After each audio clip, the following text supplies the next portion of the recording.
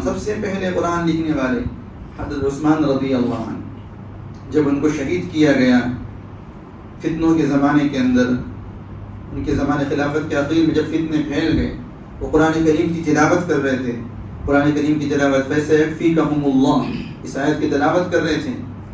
تو بلوائی جو ہے فتنہ پرور لوگ ان کے گھر کے اندر گھس گئے، کئی دنوں تک ان کا پانی بند کیا گیا، اور روزے کی حالت ہی میں اس دنیا سے تشریف لے گئے۔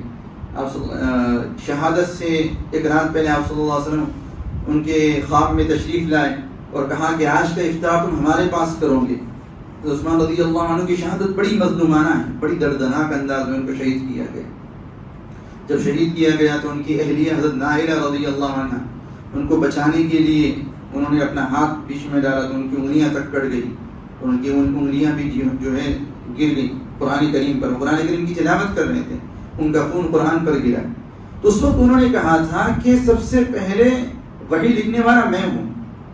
عثمان رضی اللہ عنہ، کہ تم مجھے شہید کر رہے ہو، مجھے مار رہے ہو۔ مارنے والے بھی کون تھے؟ مسلمان کہلانے والے لوگ تھے، جو خارجی، جو فتنہ پرور، جو بلوائی مارنے والے تھے، وہ بھی مسلمان ہی کہلاتے تھے، انہوں نے مارا ہے عثمان رضی اللہ عنہ۔ اس وقت انہوں نے کہا تھا کہ سب سے پہلے قرآن لکھنے والا میں